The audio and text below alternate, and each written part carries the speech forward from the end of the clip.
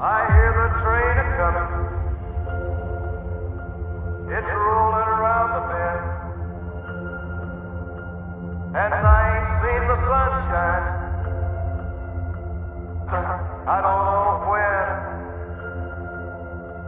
I'm stuck in Folsom Prison, and time keeps dragging on. But that train keeps a-rollin'. On down to San Antonio. On down to San Antonio. Pour aller à l'école, j'ai 45 minutes. Aller, et bah, pour revenir, j'ai 45 minutes aussi. Et depuis ce matin, j'entendais quelque chose qui faisait clac-clac, mais je savais pas d'où ça venait. J'avais l'impression que ça venait de l'arrière-gauche. Quand je suis rentré, ça a empiré, empiré, empiré. Là, je suis à 10 minutes de chez moi. Et voilà ce qui s'est passé. Mais l'impression que j'ai... Oh putain de merde. Qu'est-ce qui s'est passé? Oh. Ma jante s'est coupée en deux.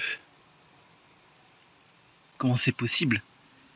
Évidemment, je dois vider tout le coffre pour prendre l'autre roue. J'espère que c'est rien lié à la suspate. On va voir. C'était impressionnant en tout cas, le freinage que je me suis tapé.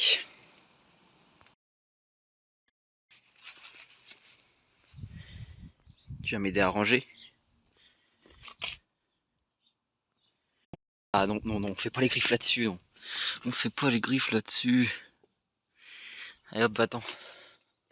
Ce n'est point mon chat, mais il joue avec mon chat, c'est son copain. Voilà la fameuse roue arrière gauche. Voir un peu de pâte époxy et c'est bon. Hein. Elle est coupée en deux quoi. Ça a dû frotter pendant un petit moment honnêtement.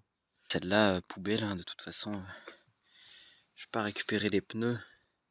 Ils sont tout secs, tout craquelés. Je pense que les pneus sont un peu morts aussi quoi. C'est des pneus made in Korea. Ils ont été faits en Corée. Je cherche la date. 41-16. Je crois que ce serait ça. 41e semaine de 2016. Là on est en 2022, ça fait 6 ans quoi. Je sais pas exactement combien de temps ça se garde un pneu, mais en fait c'est tout craquelé comme ça. Bref, ouais non, attends. Je vais regarder sur mon autre voiture un peu ce que ça donne. Ouais, sur ma Peugeot, c'est à peu près la même chose. Ça se trouve ils sont complètement morts. C'est vrai que c'est un truc ça, les pneus, j'ai vraiment beaucoup de mal à définir leur état en fait. Je sais qu'il y a l'histoire de... Là, comment on appelle ça? J'ai dit le mot tout à l'heure en plus, mais... Bon, les petites craquelures comme ça, je pense que c'est normal, c'est dû aux aspérités de la route, mais non, celui-là il a l'air beaucoup mieux. Et 22e semaine de 2020. Donc ils ont 2 ans. Carré. Bref, du coup c'est le gros bordel. En plus j'avais tout rangé avant qu'il y ait l'amortisseur qui parte en couille. Mais du coup, j'étais sur le bord de la route, j'ai tout viré, tout remis dedans à l'arrache.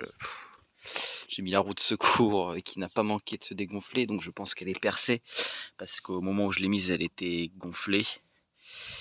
Et ah ouais, lui par contre, ce pneu-là, il est nuf, il est nuf.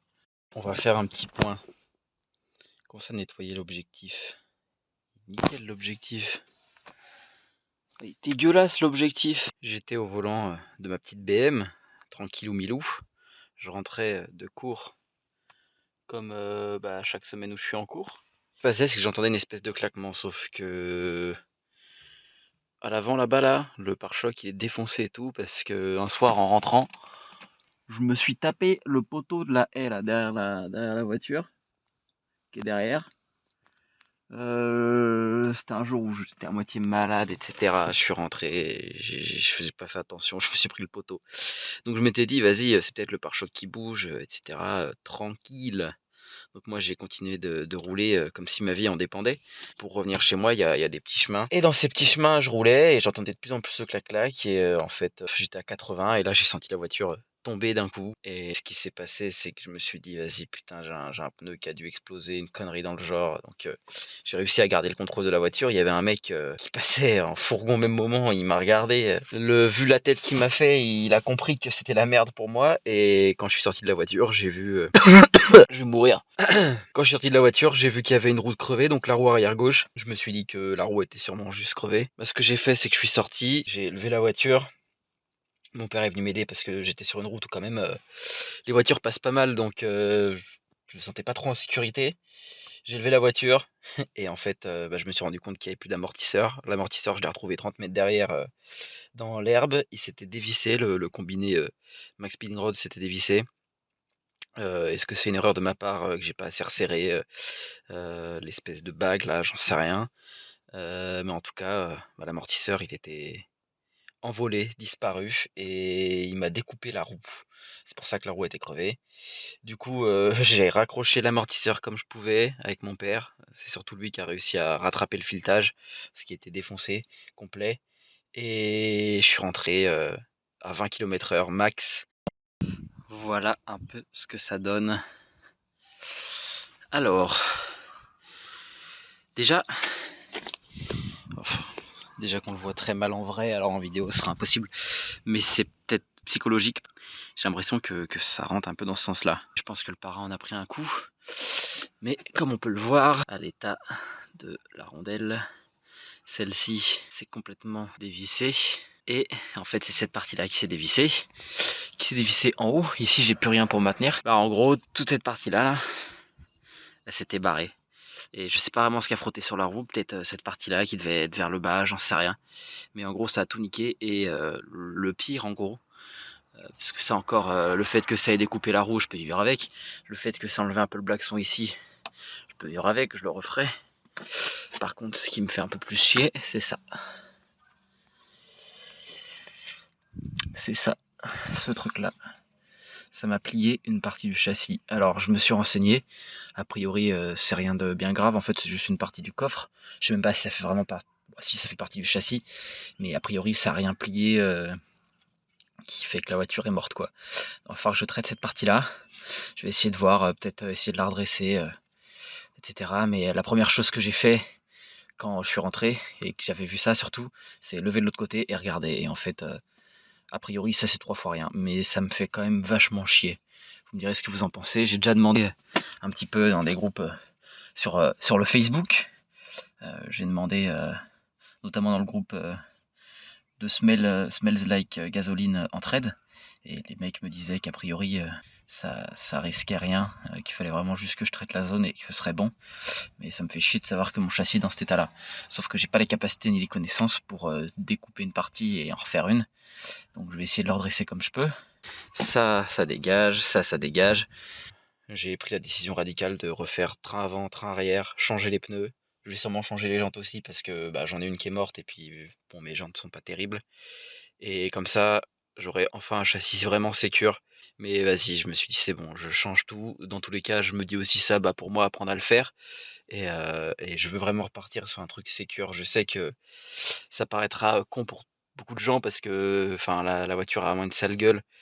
Et ouais, je mets pas mal d'argent dedans.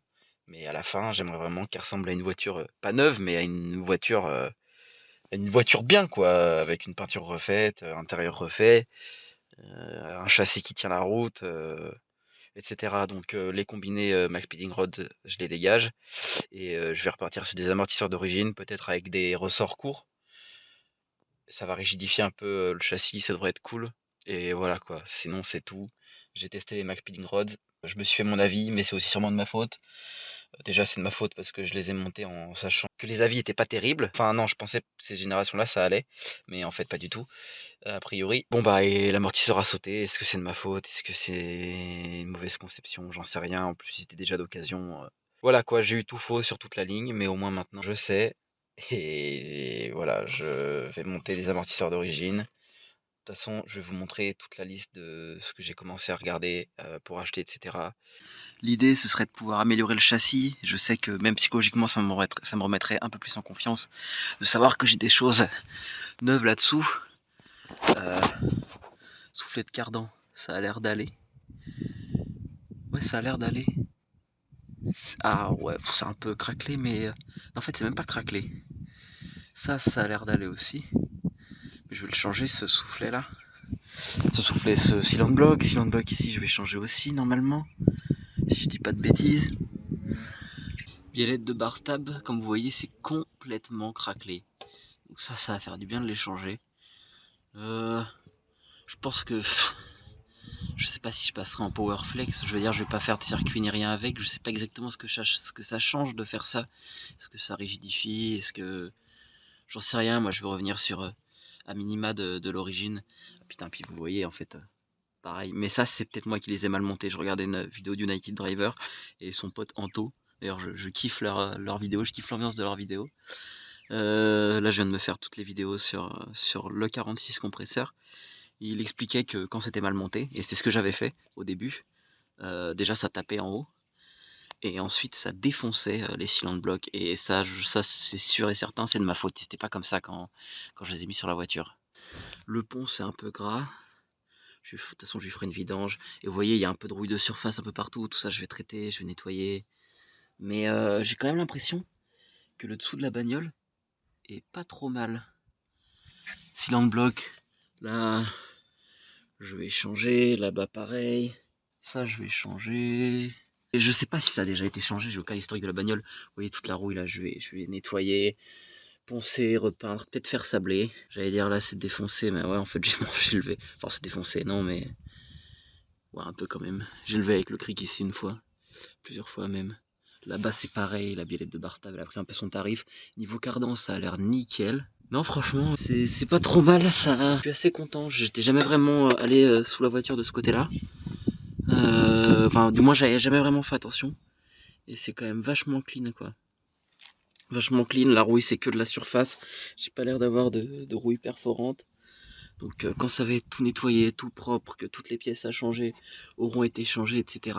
Bah ce sera nickel quoi, ce sera bien cleanasse, ce sera cool. Non franchement, agréable surprise. Je pense que ce que je vais faire, c'est que je vais me procurer une RTA. Parce que je pense que dedans j'aurai tous les couples de serrage, etc. Et que ça pourra être... ça sera pas du luxe en fait. D'avoir tout dans une revue technique quoi. Comme ça je pourrais vraiment tout faire nickel chrome. D'ailleurs je vois que quand j'ai fait mon para, parce que du coup j'avais fait un para, les mecs ont fait ça là, et il faudrait que je trouve avec quel type de crayon c'est. Parce que ça c'est cool pour marquer les vis auxquelles on a touché, et surtout du coup qu'on a resserré, pour voir déjà si elle bouge. Et puis parce que tu vois, tu fais un trait sur ton écrou ou sur ta vis, et puis tu fais un trait à côté, et tu vois si ça bouge, mais aussi surtout pour se rappeler que tu les as vissés quoi. Donc bon, je pourrais rester là-dessous des heures à regarder. Ça méritera bien un coup de propre. Il faudra que je touche aussi à la ligne d'échappement. Je vais essayer de bien tout rendre étanche parce que j'ai l'impression que c'est pas vraiment le cas au niveau des jonctions, même si la ligne d'échappement est en bon état. Mais sous la voiture, sinon c'est pas mal quoi. Niveau rouille, c'est que de la surface, donc ça je suis assez content. Je sais pas vraiment si je... Ben non, je peux pas vraiment enlever ces bas de caisse là. On va aller voir ça. J'ai pas l'impression que je puisse l'enlever. Je vais me renseigner, mais j'ai vraiment pas l'impression en fait. Je vais prendre mon petit drap là. Là-dessous c'est tout gras. En fait la voiture il faudra que je puisse la pencher sur le côté complètement. Là-bas on peut voir ma sonde lambda qui a été remise n'importe comment. Je vous laisse deviner qui c'est qui a fait ça. Je verrai aussi peut-être le prix des pare-chaleur. J'ai pas envie de les enlever, ça c'est sûr. Mais si je peux les refaire ce serait cool. Et voilà quoi. Ce serait pas trop mal. Mais je suis assez content parce qu'en fait du dessous la bagnole est vachement saine. À l'avant c'est pareil. C'est clean de fou. On pourrait croire qu'il y a de l'huile sur le carter, mais non, c'en est pas. Enfin, tout est clean. Je veux dire, faut que je nettoie, mais voilà. Ouais, cylinder bloc de triangle là, ça commence à faire la gueule aussi. Pour bien faire, il faudrait couper là, tac, remettre. Mais moi, j'ai pas la capacité de faire ça, ni les outils. Ça m'aurait pas fait peur d'essayer de le faire, mais j'ai pas les outils qu'il faut. Donc pour l'instant, ça attendra de passer en carrosserie. Je retrouve un cache là. Ce mec était complètement pété. Faut que je retrouve un cache là pour le filtre à gasoil. Parce que je viens de changer le filtre à gasoil de mon daily qui est qui est une voiture à moteur diesel. Qu'est-ce que je voulais dire? Ouais, filtre à essence, là, faut que je retrouve un cache, machin, mais c'est pas donné ces merdes là aussi. Voilà quoi, cette vidéo c'était pas vraiment de mécanique, hein, à part lever la voiture et enlever une roue, mais c'était surtout à faire un état des lieux de la voiture, expliquer ce qui s'est passé, et puis voir un peu les plans pour le futur. Mais là je vais donner un vrai coup de collier. Alors certes je pourrais pas avancer dessus de manière significative avant un petit moment, avant quelques mois, mais j'aurai toujours 2-3 trucs à faire, et surtout quand je vais avancer pour de vrai, et je l'espère le plus proprement et sérieusement possible, parce que là, ouais non, je sais pas, ça me convient pas, ça me satisfait pas, disons. D'ailleurs, sur la partie 5 de la première saison, j'ai eu un commentaire du Garage du Fun, donc c'est la vidéo sur l'éthanol. Il m'a donné pas mal de petits conseils, notamment j'avais dit que je savais pas si trop fallait que je relie ça et le régulateur de pression réglable. Putain, d'ailleurs, il a 2 doigts de toucher le filtre, là, il va falloir que je fasse quelque chose. Mais du coup, faut bien que je les relie. A priori, si j'ai bien compris, ça marche par dépression, et les relier, ça permettrait de stabiliser en fait la pression dans le régulateur de pression de carburant. Donc là, on parle de pression d'air pour le coup. Enfin, je crois que la dépression d'air, elle permettrait de stabiliser la pression de carburant, en gros. Moi, je l'ai compris comme ça.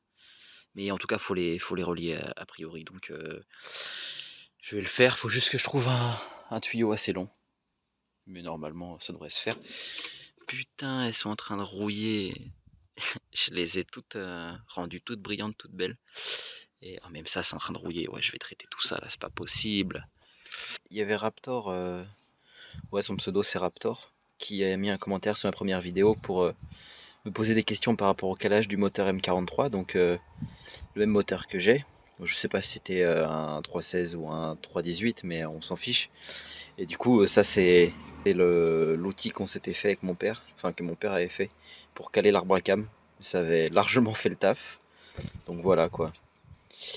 Plutôt qu'acheter le kit de calage à l'époque, on avait fait ça, et j'avais utilisé un forêt pour le volant moteur. Comme j'ai dit dans la réponse à son commentaire, j'aurais bien aimé pouvoir faire une vidéo pour montrer le calage. Le problème c'est que mon ancien moteur sur lequel j'aurais pu montrer ça, il est complètement démonté, donc c'était compliqué, mais je lui ai envoyé des liens, normalement ça devrait faire le taf. Je vous fais quand même un petit démarrage, parce que ça fait longtemps, et vu qu'elle tourne pas, on essaie de la démarrer assez régulièrement. Quand même.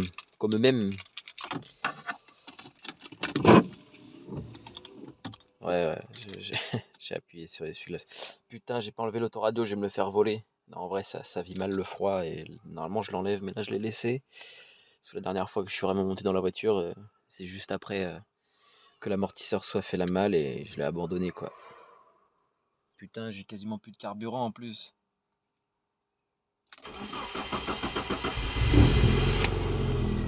Putain, t'as presque failli me foutre la honte.